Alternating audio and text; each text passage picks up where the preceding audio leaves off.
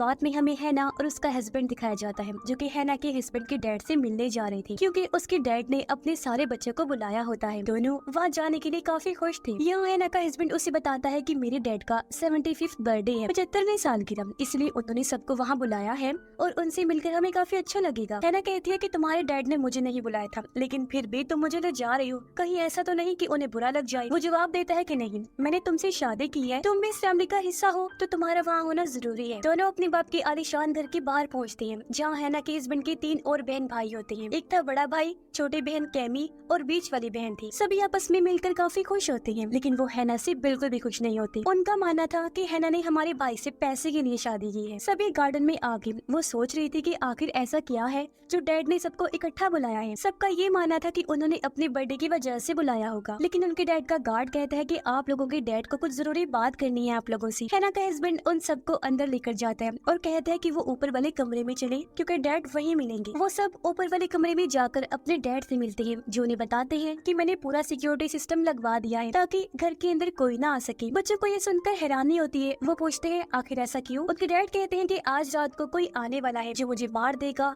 और उन पांचों को मेरी हिफाजत करनी हो ताकि वो मुझे मार ना सके। ये सुनकर सब बच्चे हैरान हो गए और सोचते हैं कि आखिर कौन आएगा। डैड उनसे कहता है कि मैं इस बारे में तुम्हें नहीं बता सकता। बच्चे कहते हैं कि मजाक करना बंद करें और सच बताएं कि आखिर वो ऐसा क्यों कह रहे हैं। वो कहते हैं कि मजाक नहीं, बल्कि तुम इसे बिल्कुल सीरियस लो, क्योंकि अगर मैं आज रात मरता हूँ तो ये चीज तो तय हो चुकी है कि मरने के बाद मेरी सारी प्रॉपर्टी किसी चैरिटी की हो जाएगी, ना कि मेरे बच्चों की। लेकिन अगर मैं जिंदा रहा तो अपनी प्रॉपर्टी को तुम सब में बांट दूंगा। तुम्हें बस आज रात मुझे महफूज रखने के लिए कुछ भी करना है। ये सुनकर सब हैरान हो जाते हैं और सोचने लगते हैं कि आखिर वो ऐसा क्यों कह रही हैं। लेकिन तभी वो अपने गार्ड को हुक्म देते हैं कि अब तुम जा सकते हो। और जब गार्ड वहाँ से गया तो सारे खिड़की दरवाजों को अच्छे से लॉक कर देता है ताकि कोई भी वहाँ से ना अंदर आ सके और ना ही कोई बाहर जा सके। और वो सब नीचे जाकर बात करने लगती है कि आखिर डैड को ऐसा क्या हो गया है कि वो ऐसी बातें कर रहे हैं। तो उन सबको लगता है कि शायद डैड हमें आजमाना चाहते हैं। उन्हें नहीं लगता कि यहाँ कोई भी आएगा उन्हें मारने के लिए, क्योंकि सारे खिड़की दरवाजे तो पहले ही लॉक्ड हैं। तभी हैना उनसे कहती है क्या पता डैड सच बोल रही हो, अगर ऐसा है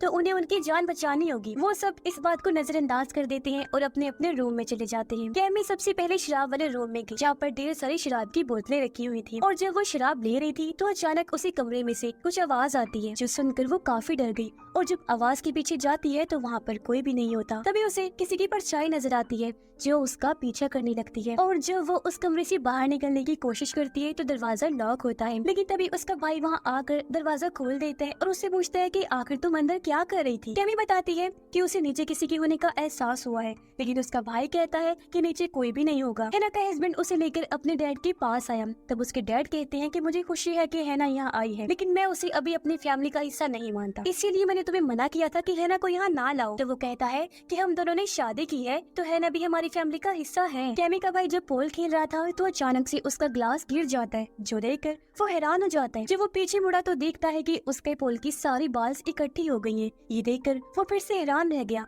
और सोचता है कि आखिर मेरे साथ ये क्या हो रहा है। तभी उसकी दूसरी बहन आ जाती है और वो दोनों बातें करने लगी। इधर कैमी काफी बोर हो रही थी तो वो स्विमिंग पूल में चली जाती है नहाने के लिए। लेकिन जब वो कैमरा ऑन करती है तो उसे अपने पीछे कोई खड़ा हुआ नजर आता है। लेकिन जब वो पीछे मुड़ती है तो वहाँ कोई भी नहीं होता। वो आवाज लगाती है कि जो भी है वो बाहर आ जाए। लेकिन जब वो चेक करने गई तो कोई भी नजर नहीं आता। फिर कैमी स्विमिंग पूल के अंदर चली जाती है। तभी अचानक कोई आत्मा उसे पकड़ लेती है और उसका माथा काट देती है, जिससे उसका खून निकलने लगा। आत्मा उसे स्विमिंग पूल में फेंक देती है, जिससे उसकी मौत हो जाती है। कैमी के बहन भाई आपस में बात कर रहे थे कि आखिर उनके बाप ने ऐसा क्यों किया और उनकी क्या प्लानिंग है। लेकिन तभी वहाँ हैना का हस्बैंड आ जाता है, जो सुन लेता है कि वो उसकी बीवी के बारे में बुराई कर रहे थे। तभी उन्हें एहसास हुआ कि कैमी यहाँ नहीं है और जब वो नीचे गए तो उन्हें कैमी की लाश मिलती है, जो देखकर वो हैरान तो हो जाते हैं और सोचने लगते हैं कि आखिर किसका काम होगा।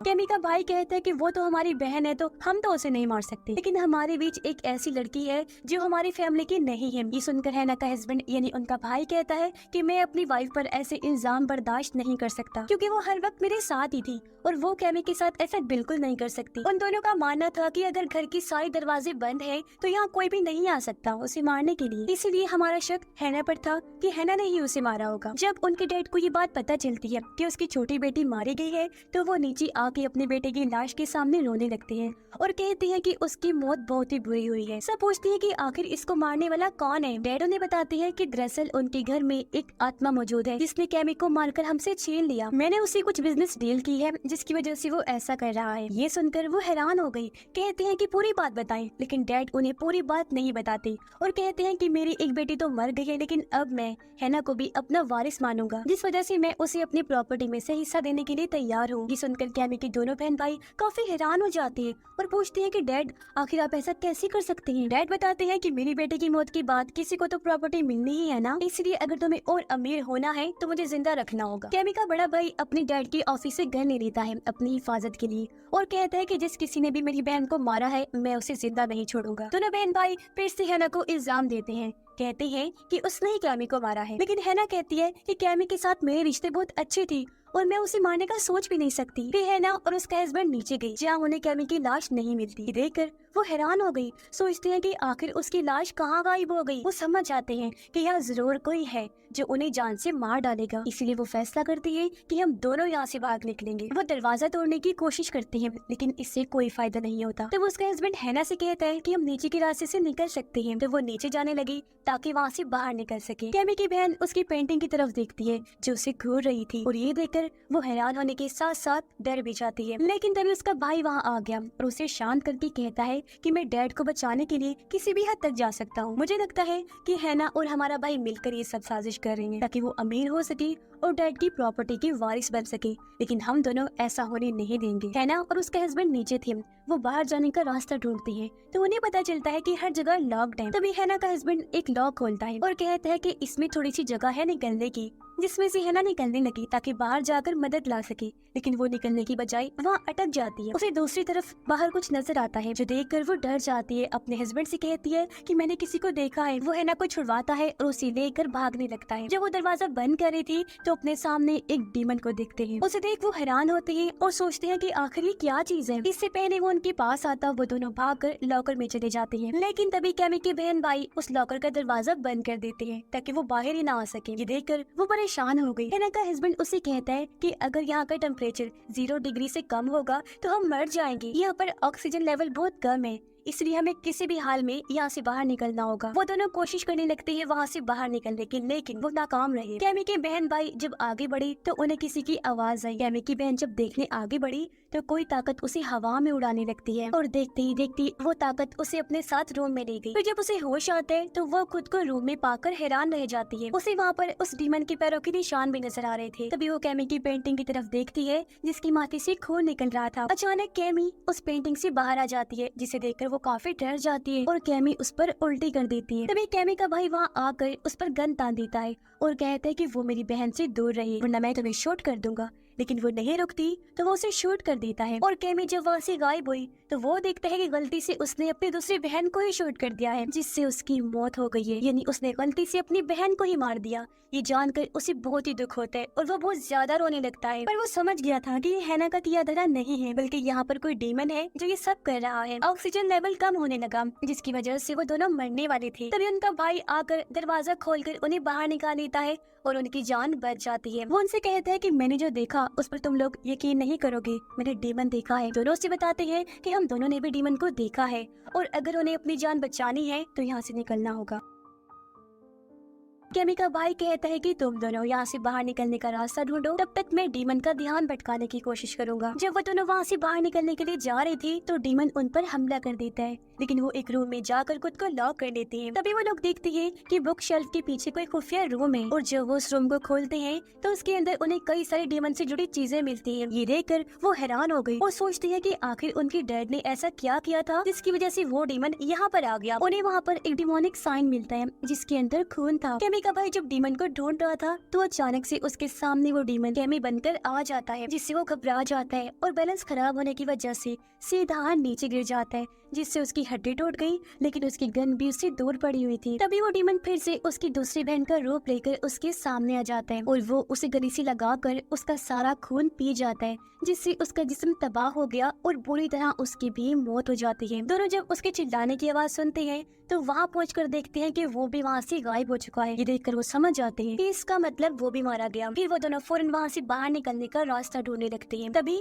वो अपने डैड के रूम में चले गए। उनसे पूछते हैं कि आखिर उन्होंने ऐसा किया है जिसकी वजह से उसके सारे बहन भाई मारे गए। वो उन्हें बताते हैं कि इस घर में एक डीमन है जिसके साथ मैंने किसी खास मकसद के लिए एक डील की है। दरअसल मैं अपने सारे बच्चों को उसके सामने कुर्बान कर दूंगा ताकि मैं इमोर्टल अमर बन सकूं, कुछ टाइम और जी सकूं, क्योंकि अमर बनने के बाद मैं लंबे टाइम तक जिंदा रह सकता हूं। मैं मरना बिल्कुल नहीं चाहता। मैं 75 साल का हो गया हूं और मुझे मरना मंजूर नहीं। और जिंदा रहने के लिए मैंने अपने सारे ब्लड लाइन यानी अपने बच्चों का, अपनी नस्ल का सेक्रीफाइस दे दिया, यानी उनकी कुर्बानी। मतलब उसने अपने बच्चों की आत्मा को डीमन को बेच दिया था। तभी वो डीमन एक एक करके उसके सारे बच्चों को मार रहा था। ये बात कहने के बाद वो एक बंदूक उठाता है और अपने बेटे हैना के हस्बैंड को भी शूट कर देते हैं, जिससे वहीं पर उसकी मौत हो जाती है। ये देखकर हैना बहुत ज्यादा घबरा जाती है, पूरी तरह टूट जाती है। तब उनका डैड हैना को भी मारने जाता है। वो उसे कहता है कि असल में देखा जाए तो तुम मेरी फैमिली की नहीं हो, लेकिन फिर भी तुम्हें मारना ही पड़ेगा। और वो उसे शूट कर देता है। गोली हैना के हाथ में लगी, जिसकी वजह से वो थोड़ी जख्मी हो जाती है। हैना फौरन वहाँ से भाग गई और घर में छुप जाती है अपनी जान बचाने के लिए। जब उनका डैड हैना को ढूंढ रहा था तो वो ये राज उनके सामने लाता है कि असल में मैं नाटक कर रहा था कि मैं तुम्हें भी अपनी फैमिली का हिस्सा मानता हूँ। मैं तुम्हें कभी अपनी फैमिली नहीं बना सकता और मैंने अपने बेटे को बोला भी था कि वो लड़की यानी कि तुम उसके लायक नहीं है, लेकिन उसने मेरी बात नहीं मानी और तुमसे शादी कर ली, जिससे मुझे बहुत ही बुरा लगा। तभी हैना को वहाँ पर बंदूक मिल जाती है, जिसे उठाकर वो उसके डैड को शूट कर देती है। और तभी एक फर्नीचर उसके ऊपर गिर गया, जिसके नीचे वो अटक जाता है। हैना उसे बताती है कि असल में तुम्हारा बेटा और मैं तुम्हारे लिए एक बर्थडे गिफ्ट लेकर आए थे, लेकिन हम दोनों ने वो गिफ्ट अभी तक तुम्हें दिखाया नहीं, और अब जब तुम मरने वाली हो तो मैं तुम्हें वो गिफ्ट दिखाना चाहती हूँ। वो फौरन उसे गिफ्ट दिखाती है, जिसके अंदर एक अल्ट्रासाउंड की तस्वीर थी। वो बताती है कि असल में मैं माँ बनने वाली हूँ। जो बच्चा आपके बेटे का है यानी आपका पोता, तो ये आपका ब्लड लाइन है। मतलब कि तुम अपनी फैमिली के आखिरी मेंबर नहीं हो, बल्कि ये बच्चा है। तो तुम्हारी ब्लड लाइन में तुम्हें जिंदा रहने का हक नहीं है, बल्कि मेरे पेट में पल रहे बच्चे को है, जो कि तुम्हारी प्रॉपर्टी का मालिक बनेगा। मतलब कि असूल के हिसाब से उसके पेट में जो बच्चा है वो इमोर्टल होगा, क्योंकि उनका बाप तो मरने वाला है। भी सुनकर वो हैरान और परेशान हो जाते हैं। पर डीमन भी ये सब सुन रहा था। वो डीमन फौरन उसके पास आता है और उसे काट कर खा जाते हैं, जिससे बूढ़े आदमी की भी वही मौत हो जाती है। उसके बाद है ना वहाँ से बाहर निकलती है और अपने हस्बैंड की तस्वीर देखकर उसे याद करने लगी, जज्बाती होकर रोने लगती है कि हम साथ में कितने खुश हुआ करती थी। कुछ देर बाद सुबह हो गई। बूढ़े आदमी का सिक्योरिटी गार्ड बाहर कार में उसका इंतजार कर रहा था। जब दरवाजा खुला तो वो देखता है कि दरवाजे से बाहर उनका बाप नहीं आया, बल्कि उनकी बहू निकली है, जिसके पेट में उसका आखिरी ब्लड लाइन है। इसका मतलब कि सारी प्रॉपर्टी की मालिक और कोई नहीं बल्कि हैना है। सारी जायदाद की मालकिन बनने के बाद वो गाड़ी में बैठकर यहाँ से निकल जाती है। इस बात की उसे खुशी तो थी, लेकिन अपने हस्बैंड को खोकर वो बहुत दुखी थी, जिसके साथ ही ये कहानी इधर ही खत्म हो जाती है।